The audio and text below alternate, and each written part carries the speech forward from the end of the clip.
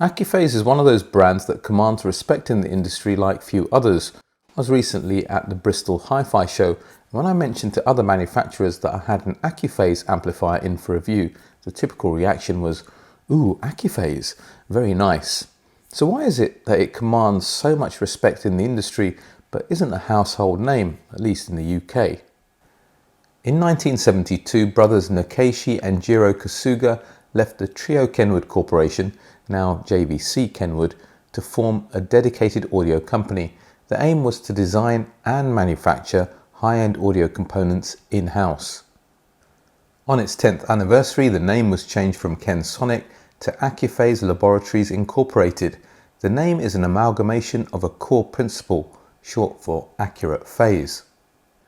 Over the 5 past decades, Accuphase have built a reputation for producing quality products that very few rivals can claim to match.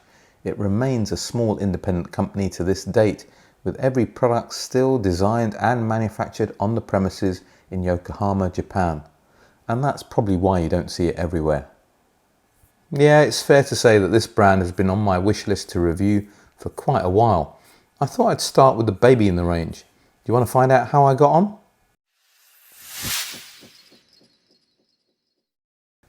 The Accuphase E-280 retails for £4,950 in the UK. The finish on the 12.5mm half-inch champagne front plate is exceptional, with the best knob feel I've encountered to date, no pun intended. It's little details like the polished bevel edge to the large rotary aluminium dials. The resistance you feel as you switch through inputs and the smoothness of the volume dial make all the difference and reassure you that your money was well spent. No one's going to miss their favourite 1970s vintage receiver when they see these VU meters bouncing in operation. I find the volume display below the illuminated Accuphase logo particularly useful. Adjustments are made in half dB steps. Some people may complain that the bank of little buttons and dials along the bottom are plastic rather than aluminium, but not me. There has to be some concession to the fact that this is the entry model made to meet a certain target price. So let's go through them. Next to the power button, main in bypasses the preamplifier, allowing the E-280 to be used as a power amplifier. There's a dial for selecting between A and B speaker sets, and one to access the recording loop. If the optional DAC board is specified, its inputs can be selected here. You can defeat the display. Select between moving magnet and moving coil phono stages. Again, if that option has been fitted, invert the phase of your recording and engage tone controls. It is possible to adjust the bass, treble and balance. Some old recordings may sound better in mono, so that's catered for as well. There's a loudness compensation button and a button to attenuate the volume by 20 decibels. It results in the dial not being so sensitive when fine-tuning the volume during those quieter listening sessions. A 6.25mm 1/4-inch headphone jack is also provided. The supplied remote control is a satisfying chunky aluminium affair. I for one am delighted that the DAC and phono stage boards are optional, meaning that you only pay for the features that you want. Hegel, take note. Above the XLR balanced input are 5 single-ended RCA inputs, loop connections for a recording device, pre-outs to connect to an external amplifier or subwoofer, and the main input that bypasses the internal preamplifier. There are also 2 sets of speaker terminals.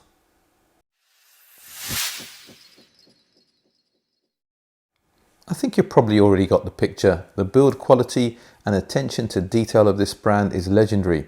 When it first arrived and I posted a picture of it on my Patreon page, one of my supporters commented, just give me a second. The build quality of this brand is almost mythical. Can't wait for the review. The new Accuphase E-280 replaces the E-270 model that was launched in 2016.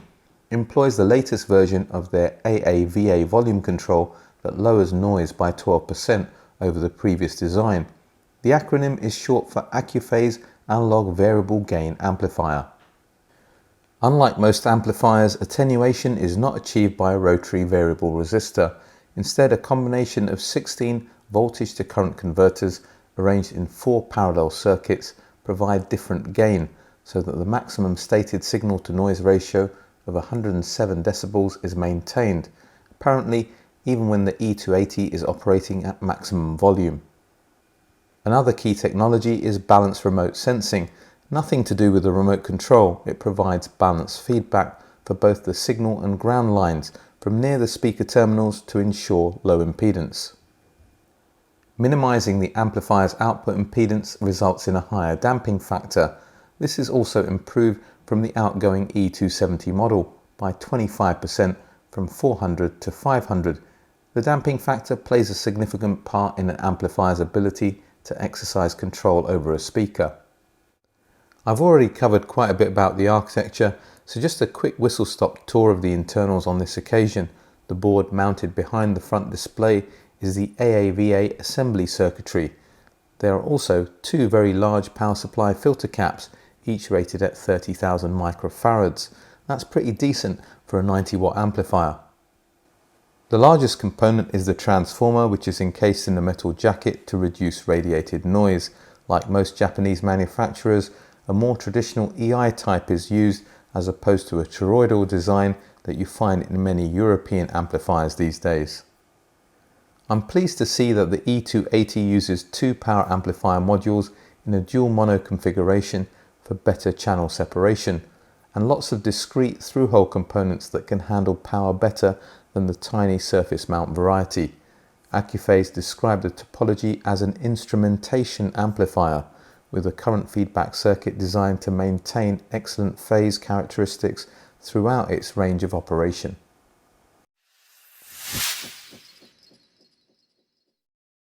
There are aspects of the sound quality of the Accuphase E-280 that I find simply staggering, even for an integrated amplifier at £5,000. The level of detail, the way in which its sound stages and images is beyond any other integrated amplifier that I've reviewed this far. And I'm sure it has something to do with the accurate phase philosophy, the reason why this thing times so well. It shows in the soundstage, which is as wide as any of the pre-power amplifiers that I've reviewed, sub £10,000. But there's depth to the soundstage as well, which is only significantly bettered by single-ended triode tube amplifiers like the Willsenton R800i that I reviewed in 2022. Where the Willsenton can't compete with the Accuphase is in how well defined everything is within the soundstage, at least not with stock tubes anyway.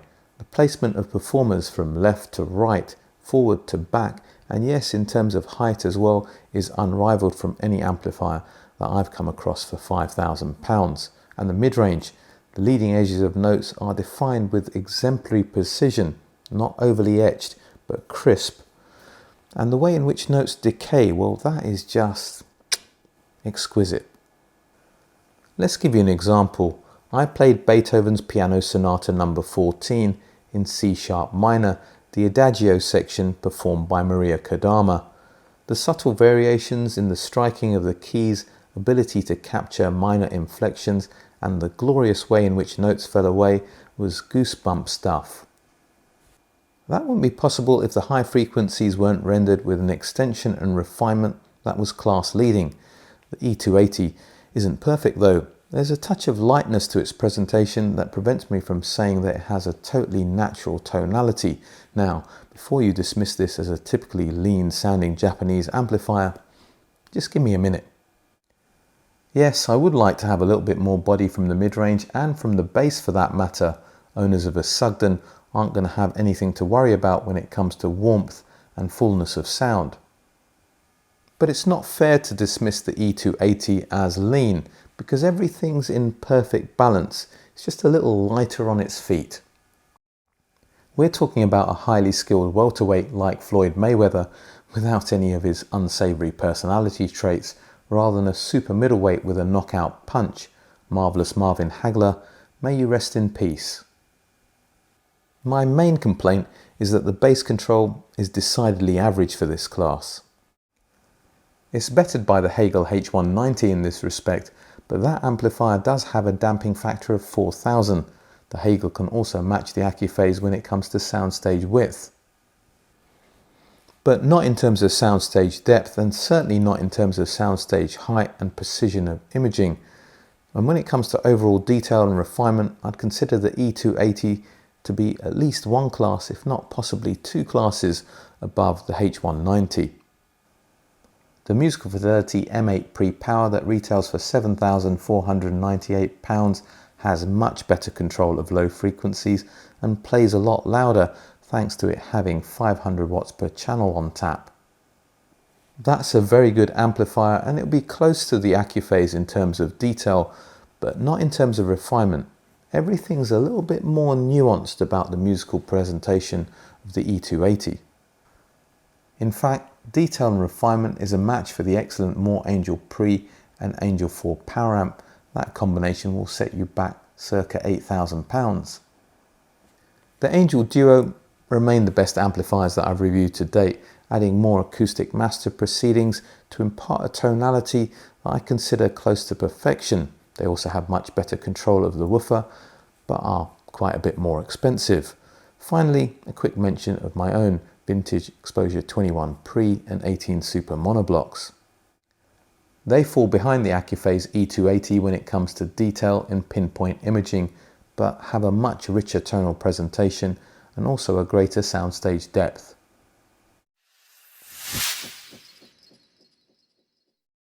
Okay, so let's keep this section short and sweet because this device is pretty much place and play. I can't comment about the quality of the optional DAC and phono stages because I had the standard device. Besides, I don't own a turntable, so I wouldn't be commenting about the phono stage in any case.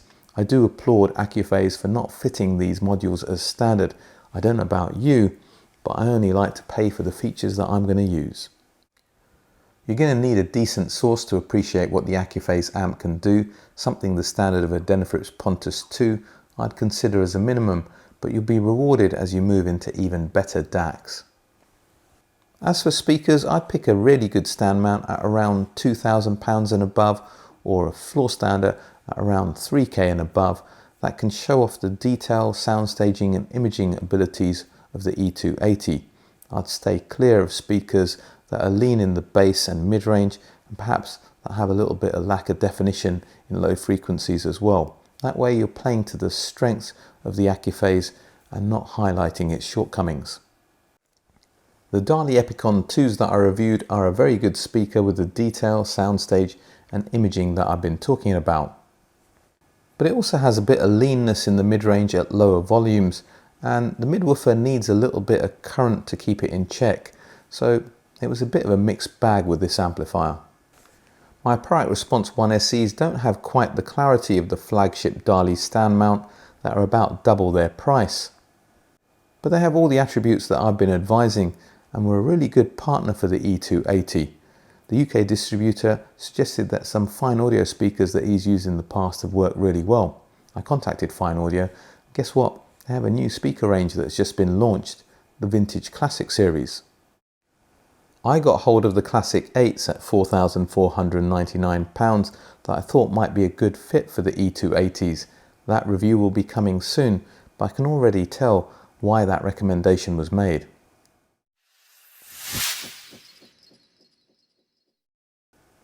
The pride of ownership with the Accuphase E-280 is something that you'll really appreciate when you see it in the flesh. It's not just the bouncing VU meters. I couldn't help frequently getting up and adjusting the volume dial just so that I could keep touching the device, and that's despite the fact that it has a very nice remote control.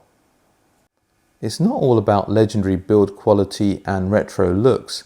The E-280 reproduces music with exquisite detail, a layered soundstage and imaging precision that's class defining in my experience. I'd like a little bit more bass definition and a more authoritative musical presentation, but then I guess that's why its big brothers exist. I'd love to be checking those out down the line.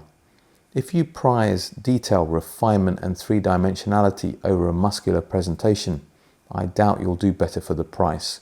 The Accuphase E-280 gets a very highly recommended from this channel. This Accuphase will hold its own with pre-powers at its price, and that got me thinking. Let's have a chat in the comment sections about the virtues of pre-powers versus integrateds. What's your experiences and preferences and the reasons why? All that remains for me to say is if you like this video, if you like what I'm doing with this channel, you want to see it grow and you haven't done so already, please do share, like, subscribe, hit the bell notification. Check me out on Patreon. There's a couple of tiers there. If you think I can help you with your audiophile journey, that you can access through the consultancy. And also you can join the ABA club, where you have access to behind the scenes footage and content. Also, we have periodic video calls, and I've started a WhatsApp group that's proving to be very active. But for today, for now, a British audiophile signing off.